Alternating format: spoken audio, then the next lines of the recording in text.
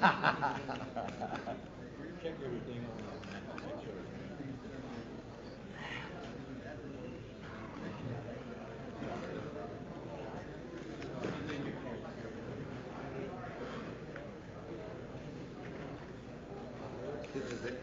This is an interesting experience in itself, Richard. Oh, absolutely. And the weekend, too, with these activities makes it interesting. Fun filled. Sure. They had the weekend interrupted a little. Just a little. Particularly this man here, I think.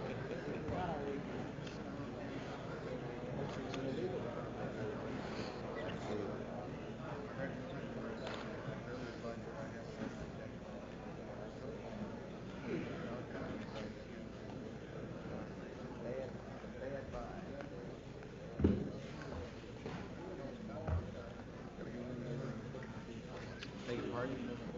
Sure, sure.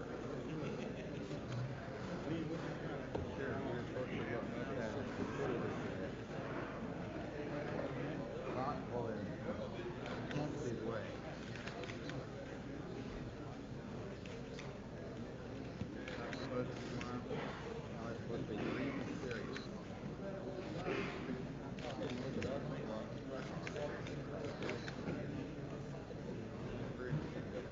You indeed are, absolutely.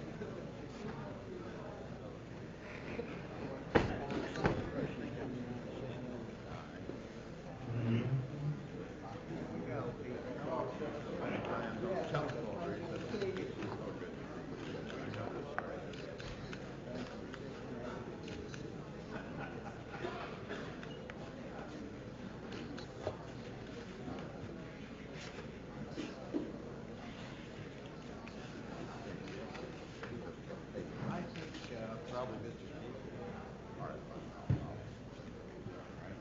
This is Mr. Jacobs. You know Mr. Jacobs? Heard a good deal about it. Did you hear that? No, I didn't. The anchor man, are you? That's right, that's right. Just a repeat of what you said. Yeah, you can repeat it. I'll refer that one to you. So to be sure. So you can be prepared.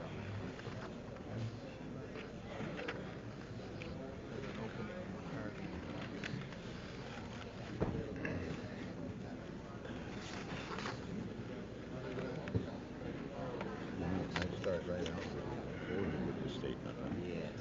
No. No, I would wait until he's given his statement. I would say this and let him give his statement. Garfinkel and who else?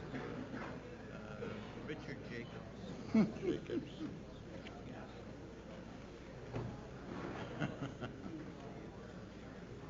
Dan, passing that out here.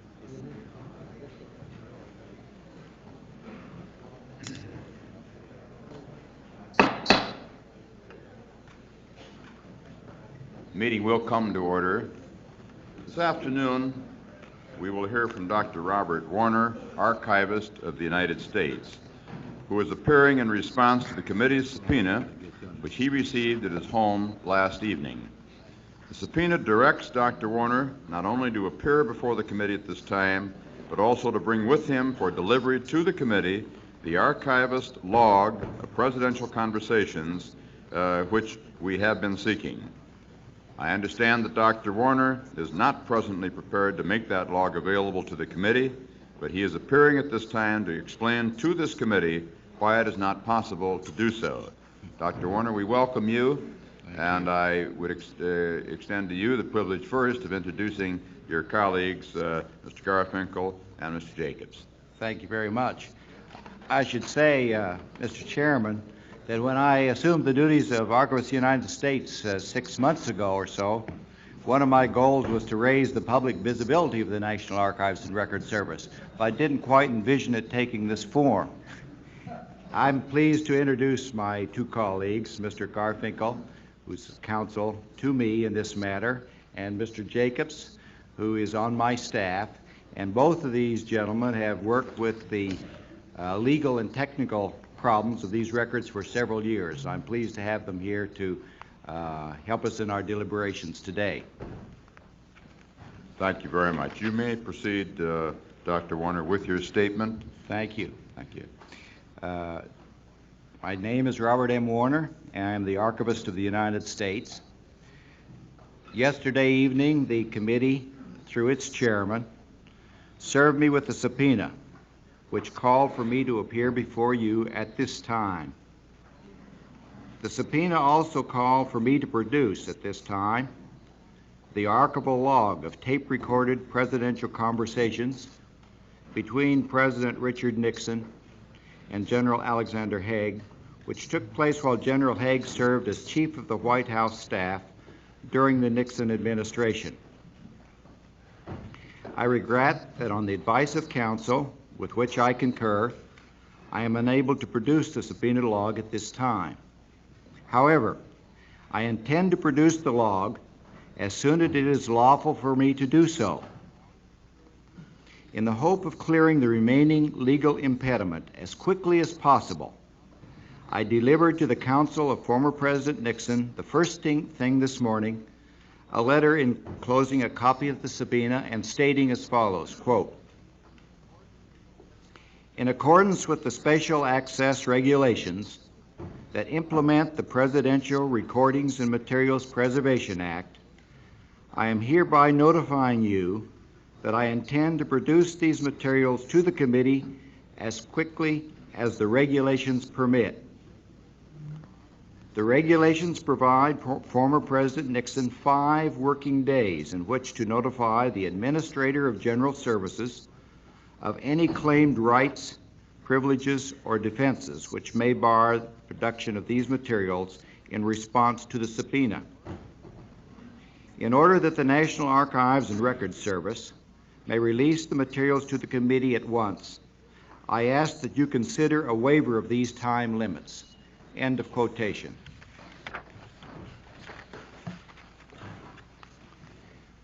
Mr. Chairman and members of the committee, before I further address the legal problems of producing the subpoenaed log at this time, permit me to relate to you a synopsis of events at the National Archives which preceded my appearance here.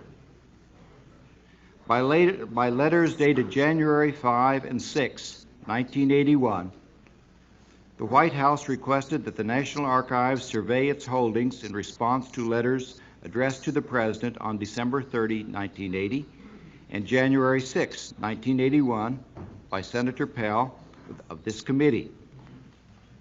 In accordance with the same legal requirements which are at issue today, I immediately notified President Nixon's counsel of the White House requests. Although he objected to my announced intention to commence the surveys within a matter of hours and threatened to seek injunctive relief in order to prevent them, our archivist completed the survey of the Nixon papers on January 7th and the survey of the Nixon tapes on January the 8th. Counsel for President Nixon received copies of these surveys on those dates, along with requests that he consider waiving the 5 working day time frame during which he could object to their release to the White House. Mr. Nixon's counsel has not as yet responded. Simultaneous with the survey of the Nixon tapes and papers, our archivist searched other collections within the National Archives to find materials responsive to Senator Pell's request. I am pleased to report that this morning I transmitted to the White House copies of pertinent materials from among the records of the Watergate Special Prosecution Force. I further advised the White House that I had no objection to the immediate release of these documents to the committee. I should note that on the advice of counsel, I ordered the processing archivist to excise those portions which are restricted from release by bars such as outstanding court orders or the federal rules of criminal procedure. In my opinion, these excisions will not seriously affect the value of these materials to the committee.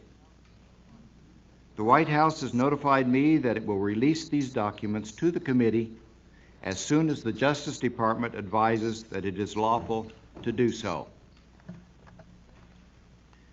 Mr. Chairman, following the committee meeting on January 10th, you contacted me and asked if I would voluntarily turn over the archival log of the recorded Nixon-Haig conversations for the period May 4 through July 12, 1973.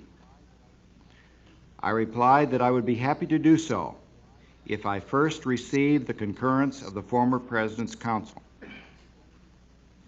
My representatives met with him yesterday, but this meeting failed to produce an agreement. When you were so notified, you issued the present subpoena on behalf of the committee. The logs at issue are a portion of the complete listing produced by our archivists in the course of their continuing preparation of the Nixon tapes, ultimately for public access. The processing archivist prepares these logs as he or she listens to the respective tapes for the first time. The logs include the following information: the date, time, and location of the recorded conversation, the participants in the conversation, a brief listing of the subject matter of the conversation, information designed to assist the archivist in locating the conversation on the tape reel, and the archivist's preliminary observation of which portions of the conversation may require special protection against premature public access, as for instance, topics pertaining to national security. The extracted log of the Nixon-Haig conversations for the White House Chief of Staff period totaled 680 pages. The 338 conversations to which it pertains adds up to approximately 100 hours of conversation. The relevant time period commences May 4, 1973, and ends July 12, 1973, after which time there were no more tape-recorded conversations prior to the dismantling of the White House taping system on July 18, 1973. Mr. Chairman and members of the committee, the National Archives assumed custody of the Nixon tapes and papers under the terms of the Presidential Recordings and Materials Preservation Act, which Congress enacted in 1974. This act required the Administrator of General Services, who heads our parent agency, to issue implementing regulations which adequately protect the rights, privileges, and defense of persons, including President Nixon, who may be adversely affected by the premature disclosure of these materials. Despite litigation which continues even today, both the Congress and the courts have scrutinized these regulations and endorsed their validity. It is these regulations which require that I may not release any Nixon tapes or papers or materials expressly derived from them without first giving the former president an adequate opportunity to object. The regulations establish 5 working days as the necessary time frame when the demand is a subpoena. It is this time frame that I have requested Mr. Nixon's counsel to waive. Unless and until he has responded favorably, I have no alternative but to obey the legal requirements of the statute and our own regulations. The Foreign Relations Committee subpoena marks the 44th time our special access regulations have come into play, including numerous court subpoenas and orders. Not once has the National Archives done other than to follow the same rules I am following today. Mr. Chairman, I thank you for the opportunity to explain the National Archives' position on this issue to the committee, and I will attempt, with assistance of my colleagues, to answer your questions that you may or the members of the committee have. Thank you. Thank you very much, Dr. Dwyer. As I have told you in our several telephone conversations, we would be the last to ever ask you to do anything other than live within the letter and the spirit of the laws of the Congress of the United States. Appreciate that. Particularly in this case, when to my knowledge there's not been a single request to amend or abridge or alter or change the law enacted with the Congress in 1974, a law which came from the Government Operations Committee, on which I have served as ranking Republican member, which Senator Javits, who preceded me, did serve as ranking Republican, and when he moved to the Foreign Relations Committee, he became second ranking. And Senator Glenn has served with distinction on that committee. And we went through the entire proceedings, all of the hearings. We felt this law best exemplified the care and attention that this country has always given to preserve the individual rights of all of our citizens, whether they be presidents, past presidents, or just ordinary citizens. So that in the spirit of that, we have, after enacting the law, we now are working within the provisions of that law to simply say this is information the committee would like to have. We will be prepared to go through the procedures that are prescribed in the law to attempt to attain this material, which we feel is quite relevant and necessary in the full performance of our constitutional duties. Just as a technical question, could you state your address, Dr. Warner? I do not believe you mentioned that in your opening statement. My address is, my home address is 6440 Girard Court, Falls Church, Virginia. And by our understanding yesterday, you were served with the subpoena at your home address. That's correct, last evening. And could you describe in some greater detail the nature of the duties of the Archivist of the United States of America? Surely. The Archivist of the United States is charged with responsibility of presiding over the National Archives and Records Service, which has its responsibility, the important official documents of the government of the United States. Two most famous documents, of course, which you're all aware, the Constitution, the Declaration of Independence. In addition, the National Archives and Records Service maintains presidential libraries and a series of federal record centers scattered throughout the United States. All these are major responsibilities. I suggested you pull the microphone Surely. closer to you so that everyone Fine. in the audience can hear. Fine. Particularly when I get to talk about the National Archives, I want that heard loud and clear. Thank you. So it is a very large undertaking that we carry on behalf of the government of the United States, you people, and the executive branch and the courts.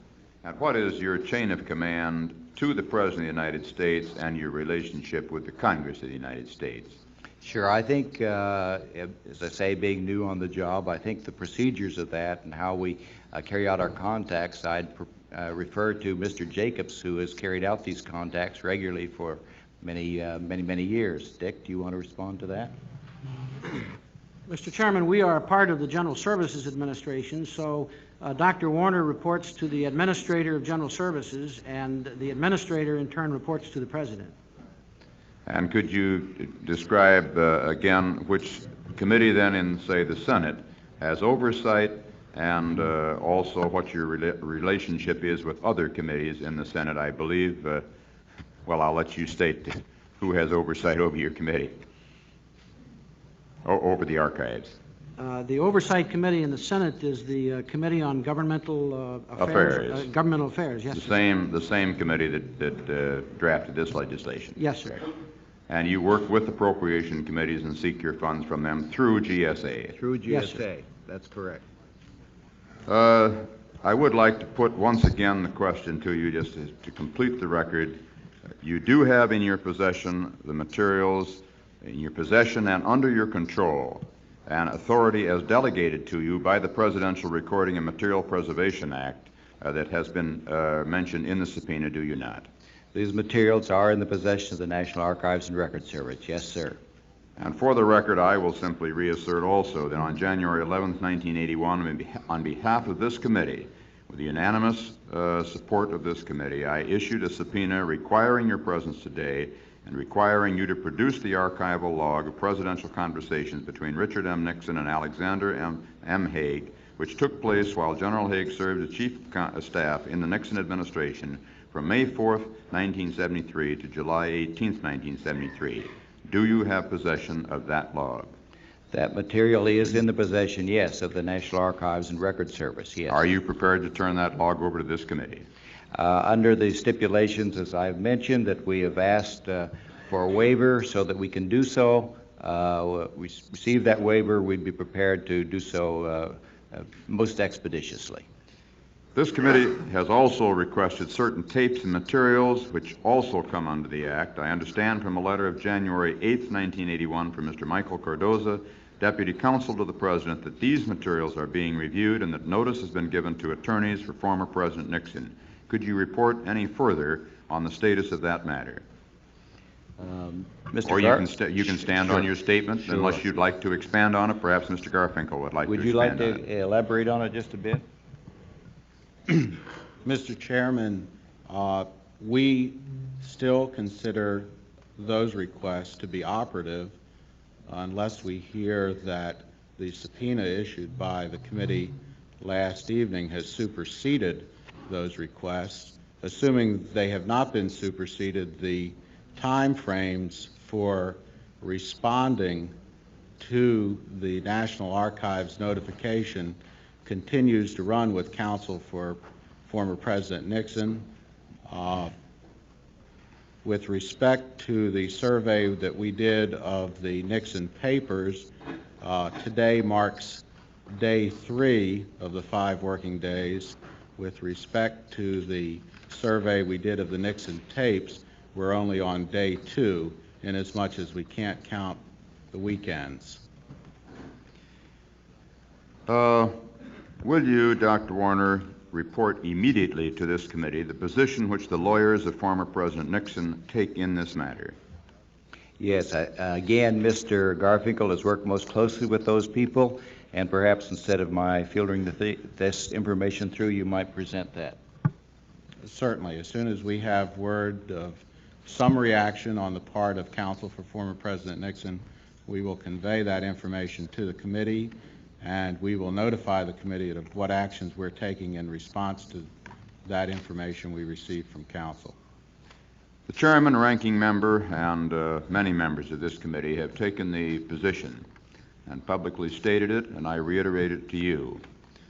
We have no intention or interest or desire to have a rerun of a Watergate hearing. That is the last thing that this committee wishes to do. However, we do have a constitutional duty and responsibility, and there has been a request that relevant material that pertains potentially to the fitness and character of the nominee for Secretary of State is of interest to members of this committee. The important thing is it must be relevant. The important thing also is that we will do everything humanly possible to protect secrecy and the privacy, because we believe in it deeply. That is why we wrote this law as carefully as we did, and why we ourselves are delayed at adhering to the procedures that we rightfully set up and would not alter or would not change.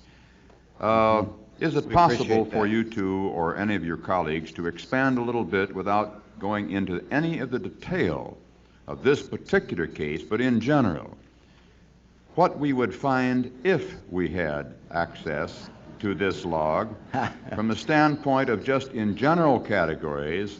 Would we be able to identify those tapes and those portions of tapes and quickly locate those sections on the tapes then that pertain to subject matter that has been dealt with in this committee that then have some bearing on the witness that has been before us, General Haig?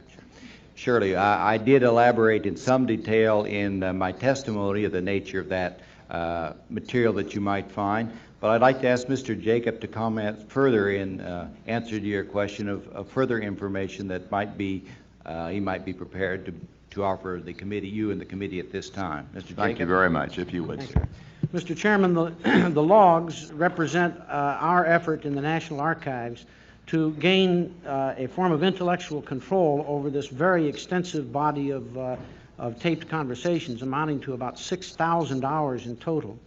So we have staff listening to the conversations and writing down on paper in a certain format information about the conversations. First of all, the time of day, if it's available. Secondly, the participants in the conversations. Thirdly, the topics that the participants engage in as much detail as we can possibly write it. And fourthly, as indicated in Dr. Warner's remarks, indications where the listening archivist sees a problem such as national security. The logs are in such detail that I find it hard to phrase this.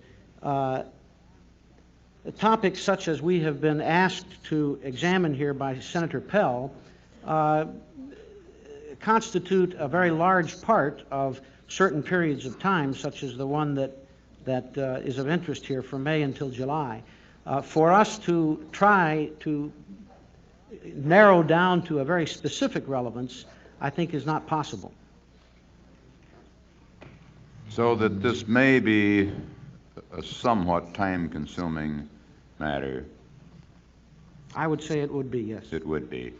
Then we will, as a committee in executive session or otherwise, try to prescribe, assuming that there is a good possibility, that we would have access to this archival log.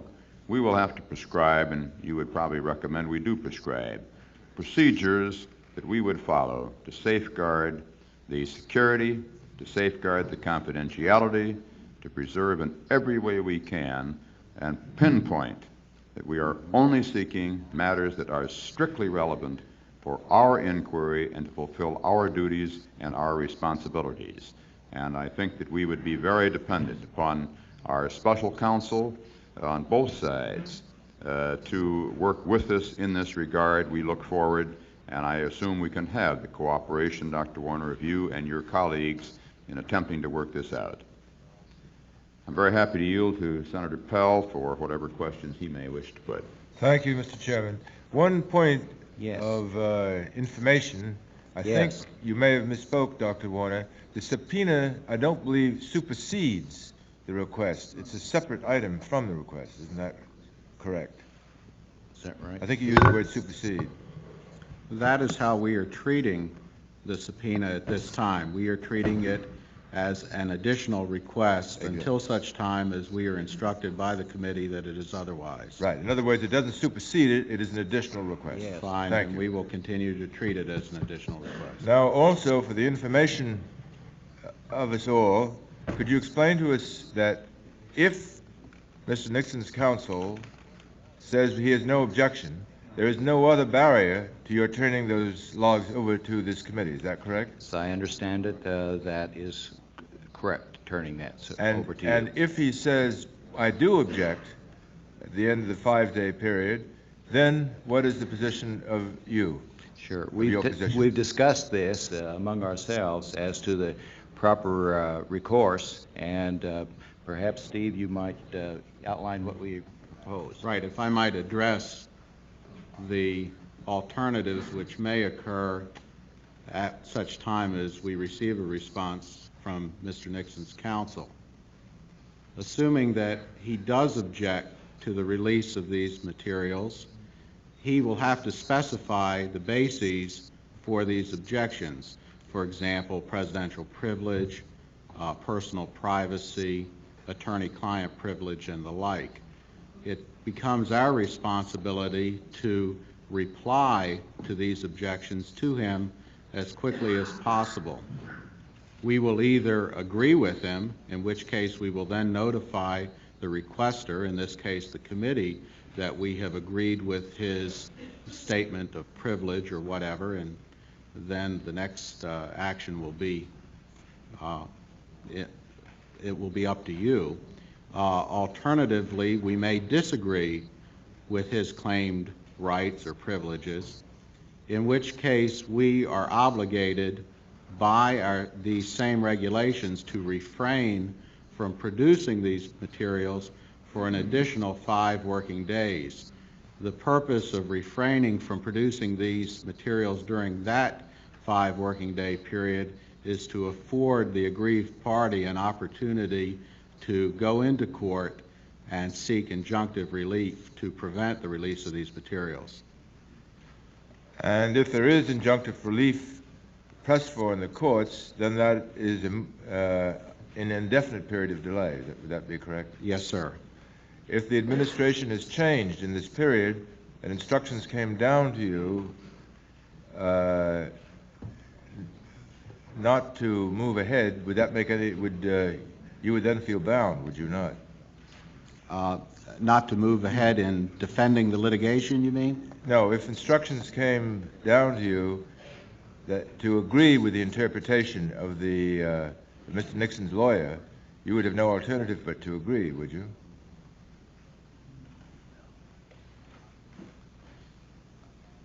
I'm not sure, Senator Pell. There would be some question, given the delegation of authority from the Congress to the Administrator of General Services through the Nixon Materials Act, there would be some question about which authority could overrule the actions of the Administrator of General Services in implementing that law. Arguably, the President could do so because the President is indeed the boss of the Administrator of General Services, although I believe there is some difference of opinion amongst lawyers about how the delegation of authority flows when the Congress names the head of an agency in a specific piece of legislation. Thank you. Thank you, and Dr. Warner, thank you for a very forthcoming statement for which we are most grateful. Thank you. Glad to work with the committee. Dr. Warner, I'd like to also, if I can put my other hat on that, of the Yes. committee that has oversight over GSA and therefore the National Archives, to express publicly my appreciation to you for you and your colleagues making yourselves available at day or night, any hour of the day, to expedite this matter throughout the weekend. And I also express appreciation to Mr. Nixon, former President Nixon, and to his attorneys who responded to your request made by us to you that they expedite this matter and that they meet over the weekend so that we could have a full report for this committee on Monday as we opened our proceedings. I appreciate it very much. As I understand it, the only member of the majority that would like to ask a question is Senator Lugar. Thank you very much, Mr. Chairman. Dr. Warner, you mentioned in your testimony that the Foreign Relations Committee subpoena of yesterday marks the 44th time Yes. the special access regulations have come into play. That's correct. How would you characterize the other 43? Yes. From whom were you receiving Surely. communications? Well, we thought that might come up, and I think we have a listing of those, and we'll let Mr. Garfinkel go to that point. Senator Lugar, we'd be happy to provide for the record a copy of the listing of the other 43 special accesses. I could summarize by stating that probably 75% of those previous special accesses have come in response to court subpoena, court order, or some other judicial demand. The remaining 25% have come in response to demands brought by officials of the executive branch for the purpose of proceeding ongoing government business. This is the first occasion where a subpoena has actually been issued by a congressional committee for access to these materials. Without being tedious on this subject, what have been the nature of the court orders? Which cases are involved in this, and who is attempting to get to the tapes? I could recite a few of the Yes. cases. For example, the case of Fitzgerald versus Butterfield, in which A. Ernest Fitzgerald is seeking damages for what he alleges was his unlawful removal from the Air Force. The case of Dellums versus Powell, and a number of other related cases concerning the May Day arrests in May of 1971. We had the case involving the Kent State killings. That was settled, of course, about 2 years ago, I believe. We have a number of cases involving economic claims. For example, there are several cases involving the helium companies which are suing the government for damages over alleged breaches of contract when the government canceled contracts for the recovery of helium. We had a lawsuit brought by the Michelin Tire Company over a claim over duties in the U.S. Customs Court. It's been quite a variety of cases that have kept us occupied in this area.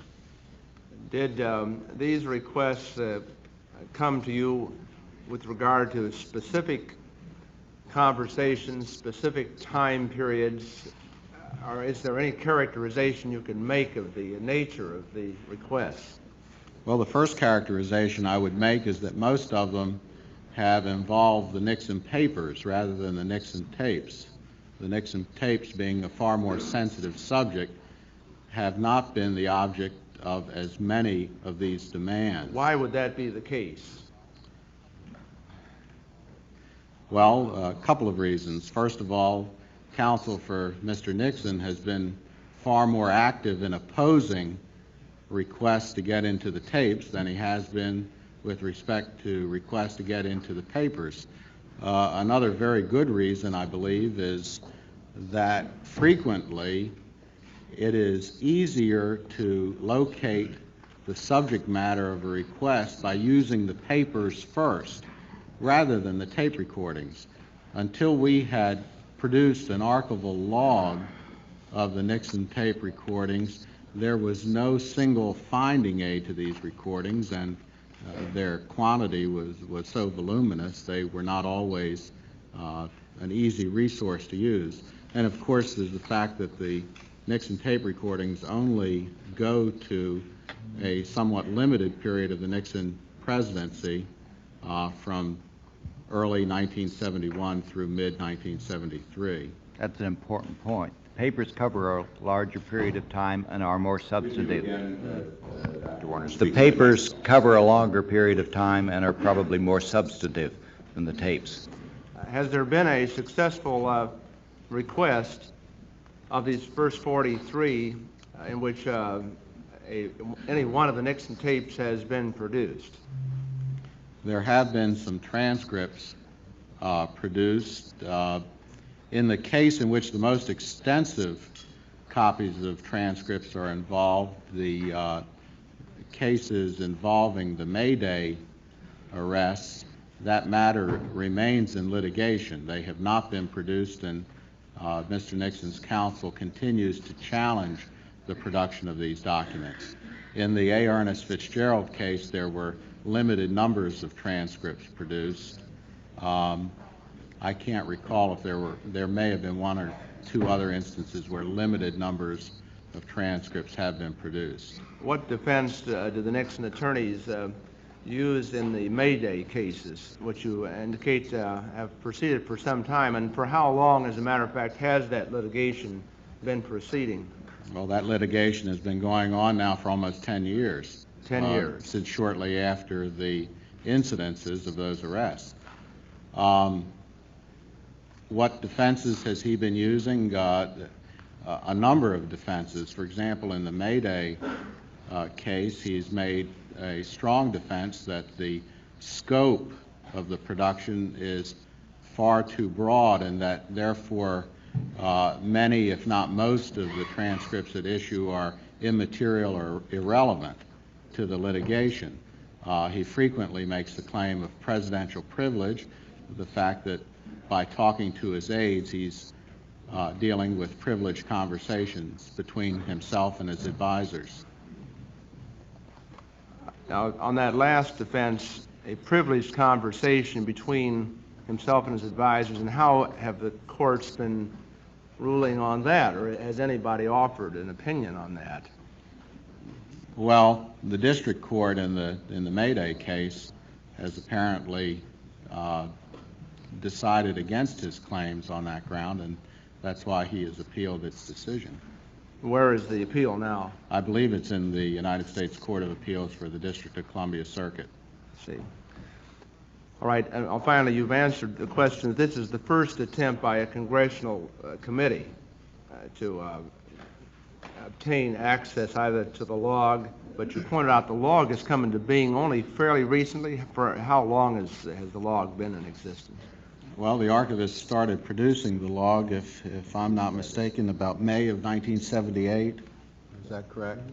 And they have not yet completed the log. There are so many thousands of hours of conversation that the log remains at only 68% completion. However, the portion of the log at issue today has been completed by our archivists. Is it correct that it takes about 250 hours of transcription to transcribe, to listen to, decipher, and transcribe 1 hour of taping? We use the estimate of about 200 hours because of the extreme difficulty in the transcription of these. They were 300 hours. 200 hours. 200 hours. I see. These were, of course, not done professionally in a difficult situation, so the transcription poses special problems and does take special time. Mr. Jacobs, do you want to comment further on that? There is, of course, a difference between producing the log, which doesn't take that much time, yes. and producing And transcribing. transcripts. But transcripts are very expensive to produce. 200 to 1 ratio is perhaps conservative. In some instances, it's been as high as 600 to 1 when it is difficult to understand the conversation on tape. If this is, Senator Lugar, please go ahead. if this is the unique instance, the first time a congressional committee has issued a subpoena of this sort, is it fair to say that one reason why congressional committees have not gone this route before, that is, issued subpoenas, is that in informal conversation with the archivist or his associates, that the informal opinion has been rendered that you could not comply, and therefore the congressional committee, perhaps not as persistent as this one, but decided that essentially that since you couldn't comply, you couldn't comply. In other words, there was no way, given the May Day situation, 10 years of litigation and what have you, that you could get to the truth very rapidly. Could you characterize that situation at all, or give your own legal opinion as to what sort of advice you've offered? Mr. Lugar, it remains unsettled whether a congressional subpoena is a valid means of access to the Nixon tapes and papers under the terms of the Presidential Recordings and Materials Preservation Act. Different commentators have reached opposite conclusions, although this does mark the first occasion when we actually have the issuance of a subpoena which may force the executive branch to take a firm position on this matter. This will not occur, however, unless and until former President Nixon interposes an objection to the release of the logs on the basis that the subpoena is invalid. Because we must reasonably consider Mr. Nixon's prospective position on this point, it would be both unfair and prejudicial for the National Archives to express its position before the argument has been recited by Mr. Nixon. The reason for the difference of opinion arises from what many consider to be the ambiguity of the language of the Act itself. The Act provides special access to the Nixon materials, quote, for use in any judicial proceeding or otherwise subject to court subpoena or other legal process. It is arguable whether the words, quote, other legal process, end quote, are modified and controlled by the antecedent references to the judiciary or encompass other process, including congressional subpoena. I should emphasize, however, that even if we assume that a congressional subpoena is valid, we are not relieved of the requirement of following our regulatory scheme in producing the demanded materials. Now, let me just get this straight in my own understanding. In the event that Mr. Nixon or his attorney, within the 5 working day situation you've described, files an objection, then the administration must determine, that is, the executive branch of this government must determine its position. And you've described the chain of command as I recall. That is, you, the General Services Administration, the President, presumably advised by the Attorney General, I would guess. At least in that grouping, somebody must make a decision then as to what to do. Is that not correct? That's correct. The decision-making requirement is on the Administrator of General Services, who has delegated it to the Archivist of the United States. That doesn't mean that we won't consult with the Department of Justice if we feel consultation with the Justice Department is necessary under these circumstances. And how soon would you then have to make that kind of a decision, given the rules of the game as you're spelling out these days? How soon would the administration respond, or would it have to respond under the law? The regulations don't really cite a time frame in which we are required to make a response. We've had cases in the past when we were dealing with hundreds of documents that were to be produced, in which Mr. Nixon raised individual defenses to many or most of those documents, which required even months to respond to his legal claims. Suffice it to say that we are not anticipating that situation in the present case. We are aware of the prospective legal claims that he will be making or may make, and we are even now in the process of formulating positions in our mind, although we really haven't had an opportunity to hear his recent arguments on this point, and certainly he is entitled to raise those arguments with us. Senator Lugar, could I just put it bluntly then, as to what's on my mind? Is the buck going to stop on President Carter's desk, or is it going to be on President Reagan's desk, in your judgment? We're talking about a week from Tuesday. A week from Tuesday. We all remember that. Assuming that we do not hear from Mr. Nixon's counsel until the end of the day on Friday. Is it Friday or Saturday? Today is the first day, right? Today is the first day. So Friday would be the end of business on day. Friday. That's right. correct.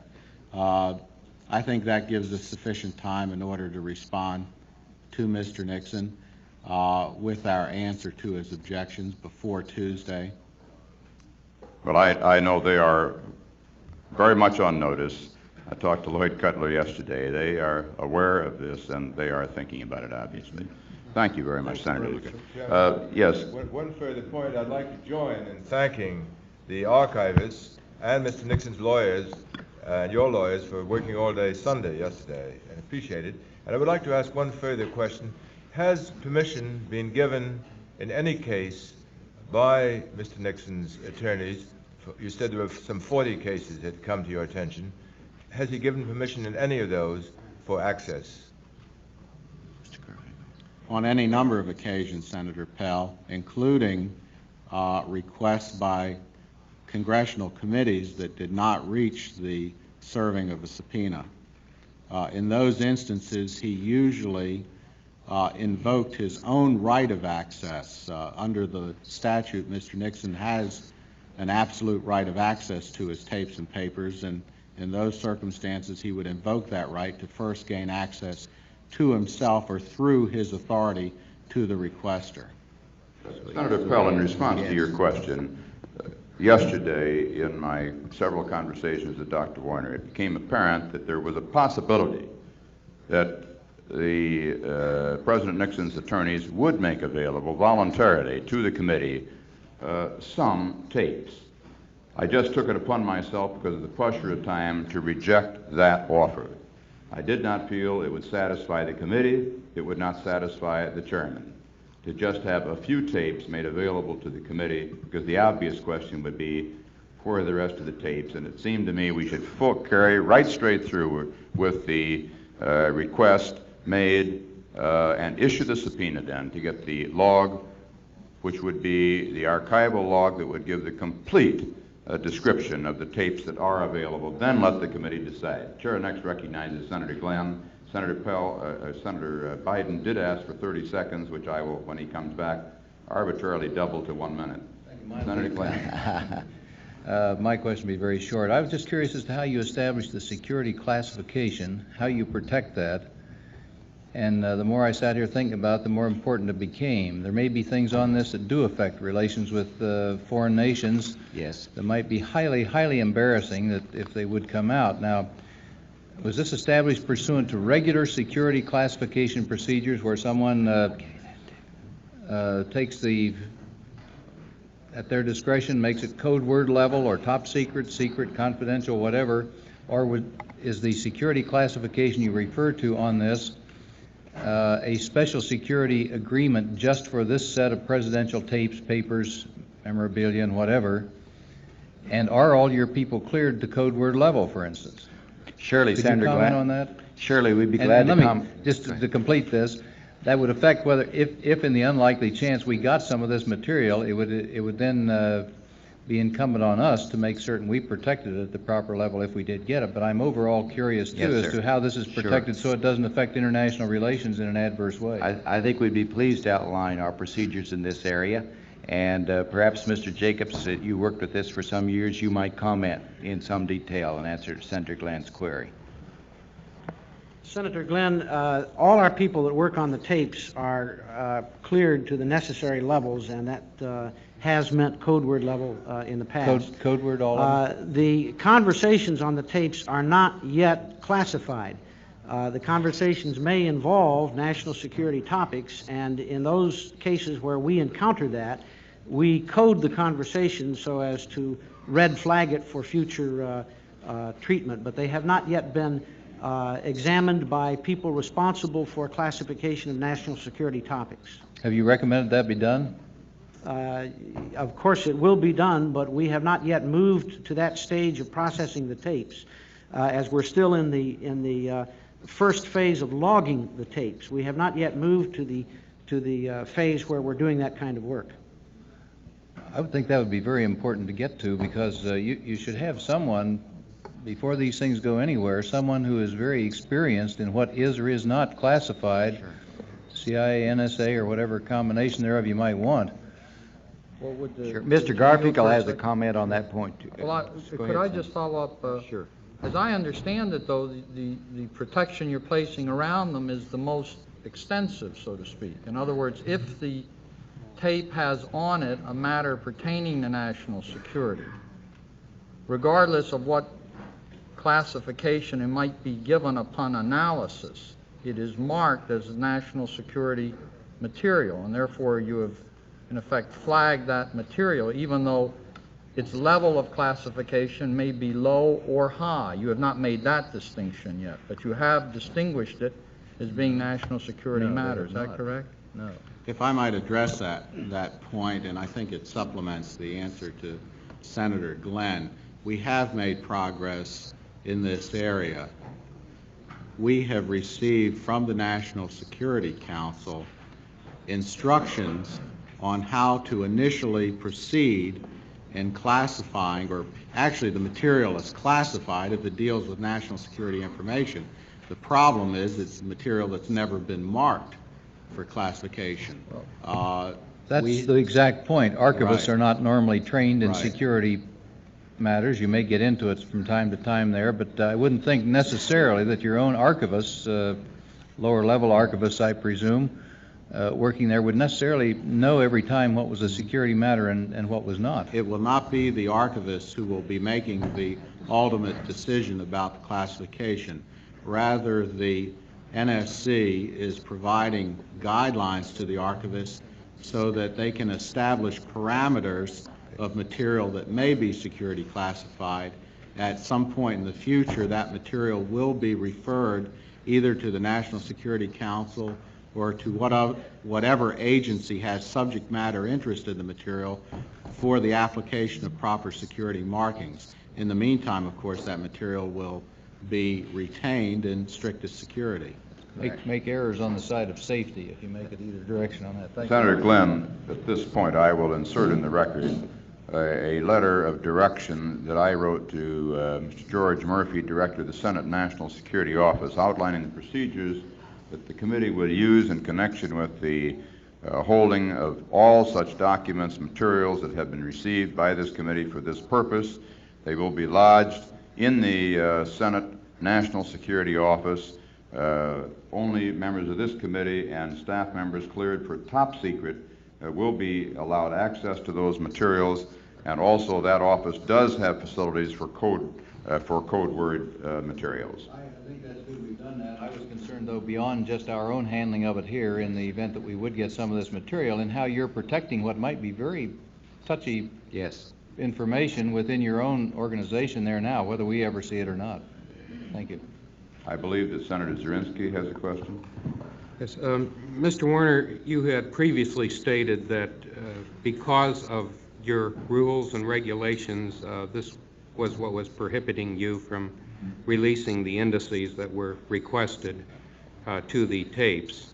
And I quote from your communication to us with respect to your notifying former President Nixon, quoting, "As quickly as the regulations permit, the regulations provide former President Nixon 5 working days in which to notify the administrator of GSA." Are these regulations that were promulgated as a result of the Governmental Affairs Committee legislation in 1974, or are these statute and part of the statute? These, of course, are based on the statute, but as far as they're stemming from them, Mr. Jacobs, do you want to describe the procedures in which they stem from? Yes. The regulations were drafted. The regulations were written by the General Services Administration and sent to the Congress, and the Congress reviewed them. A period of time, I believe 90 days passed, without objection from the Congress, so the regulations went into effect. Well, in all due respect, sir, I'm very suspicious of any regulations written by the GSA concerning the future of this country. And I would like to ask Senator Percy, our chairman, inasmuch as you were on the Governmental Affairs Committee which originated that piece of legislation, whether the rules had any, and regulations that were promulgated as a result of the statute itself, whether the committee had any oversight as to the implementation of those regulations. May I just ask Senator Zirinsky, as a member of the Government Affairs Committee, you are a member? No, sir. Oh, you were not at all? No. You had not been in the past? Never have been. Never want to be. The committee has not held any, the committee never has held any hearings on the regulations, to my knowledge. The regulations are available. So far as I know, staff has looked at them, did not feel that it required any oversight hearings or any questions, and this is the first time they have been questioned. Well, numerous occasions we as United States senators raise the argument that many times we implement legislation and the rules and regulations promulgated are 180 degrees from the original intent of Congress. And I'm sure had this instance been visualized at that time, somebody would have said something concerning this specific regulation. And that's why I think the American people, and we as an extension of that will, are put in a position where we're responsible through the democratic process at the ballot box, whereas the archivist and his associates certainly can adhere to those rules and regulations, and well, you should. But I think this certainly illustrates the dichotomy that in many times, oftentimes exists between the intent of legislation and how it actually is implemented by those empowered to interpret that legislation. Senator Zirinsky, in this case, the procedure that was followed was the exact procedure as any other agency. They promulgated the regulations. That's right. They were available for inspection, for comment for 90 days, and when there was no adverse comment, they were implemented. Now, in this particular case, I happen to know that apparently either we were of such like mind or the committee actually did write a good piece of legislation that was not subject to a lot of interpretation because, as I recall it, the regulations are similar to or exactly the language of the statute itself. Is that correct? Steve, Mr. Garfinkel wanted to comment on that. Go ahead. This is a little bit more complicated than may initially appear.